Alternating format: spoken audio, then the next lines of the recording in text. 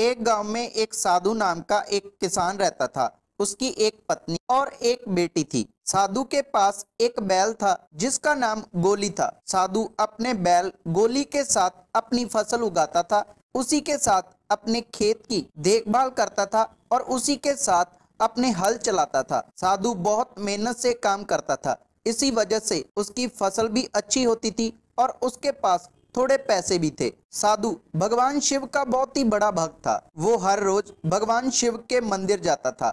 वो जब भी अपने फसल और खेतों में काम करके फ्री हो जाता तब वो भगवान शिव के मंदिर जाता था और भगवान शिव के शिवलिंग के आगे अपने दिल की सारी बात करता था। गांव के सभी लोग साधु को बहुत अच्छा समझते थे, लेकिन गांव में कुछ लोग ऐसे भी थे जो साधु की मेहनत को अच्छा नहीं समझते थे और उसके साथ ईर्ष्या करते थे। उन्हीं में से एक इंसान जिसका नाम तारा था, वो भी साधु से बहुत ईर्ष्या करता था। वैसे तो वो साधु का एक दोस्त भी था, लेकिन साधु अपनी मेहनत में इतना बिजी था कि वो अपने दोस्त तारा के साथ रुकना भी अच्छा नहीं समझता था, क्योंकि वो दारू ये सब पीता था। एक दिन तारा साधु को कहता है कि आओ चलो हम कहीं घूमने चलते हैं। तो साधु अपने दोस्त तारा को इनकार कर देता है और सभी तारा पर हंसने लग जाते हैं। तारा को लगता है कि उसने मेरी बेइज्जती कर दी है, इसी का बदला लेने की सोचता है। एक दिन साधु की बेटी का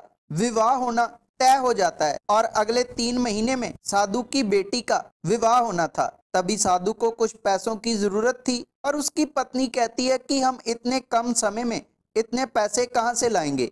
तभी साधु कहता है कि मैं और मेरा बैल दोनों एक फसल पे काम करेंगे, जब वो फसल बिक जाएगी तो हमारे पास अच्छा पैसा होगा। साधु का दोस्त तारा जब उसको ये बात पता चली तो वो सोचता है कि मैं अब इससे अपना बदला ले सकता हूँ। वो रात में आता है और बैल को खाने में जहर देकर चला जाता है। जब साधु सुबह उठता है तो उसका बैल मर चुका होता है। साधु ये देखकर बहुत परेशान होता है और भगवान शिव के मंदिर में चला जाता है। वहां पर जाकर फूट फूट कर रोने लगता है। काफी समय भगवान शिव के पास वो रोता रहता है और कहता है कि प्रभु मेरी लाज रखें। तभी अचानक से मंदिर की सीढ़ियों के पास एक बैल आकर खड़ा हो जाता है। साधु उस बैल को देखता है और वो देखते ही कहता है कि ये तो मेरे पुराने बैल जैसा है। भगवान शिव का आशीर्वाद समझकर उस बैल को साधु अपने घर पर ले जाता है और अपने घर वालों को सारी बात बताता है। अब साधु उस बैल के साथ फिर से अपना काम शुरू करता है और भगवान शिव की कृपा से उसकी अच्छी फसल हो जाती है। वो फसल बेचता है और उसके पास अच्छे पैसे आ जाते हैं। साधु का दोस्त तारा ये देखकर फिर से परेशान होता है और फिर जहर लेकर रात को उस बैल के पास आता है, लेकिन वो बैल अपनी रस्सी खोलकर उसके पीछे पड़ जाता है। तारा जोर जोर से चिल्लाने लगता है। तभी साधु उठकर बाहर आता है। तारा अपना जुर्म कबूल करता है और कहता है कि साधु भाई, मैंने ही आपका पुराना बैल मारा था। मैं इसको भी जहर देने आया था, लेकिन इसने पता नहीं कैसे अपनी रस्सी खोलकर मेरे पीछे पड़ गया। मुझे माफ कर दो। अपना जुर्म कबूल करते ही वो बैल शांत हो जाता है और साधु के पास चला जाता है।